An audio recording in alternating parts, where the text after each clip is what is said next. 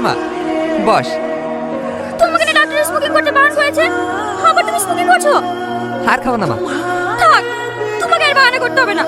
আমি জানি তুমি ছাড়তে পারবে না। মা আমাকে রেখে চলে গেছে, আর তুমিও আমাকে অনেক দূরে রেখে চলে যেতে চাও। আমাকে মাফ করে দে মা, আমি আর কখনো এইসব খাবো না।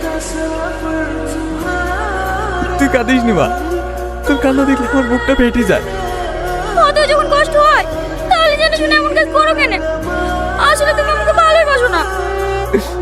তোর মা মরে যাওয়ার পর থেকে আমি তোকে আমার সমস্ত ভালোবাসা দিয়ে বড় করেছি, আর আজ তুই আমাকে এরকম কথা বললি। আপু তুমিও না আমাকে ইমোশনাল করতে তো খুব ভালো পারো। আর তুই আমাকে বকা দিতে কম পারিস, আমার লক্ষ্মী মেয়ে। খাওয়া দাওয়া করেছিস? না, চা, খাওয়া দাওয়া করে নিবি।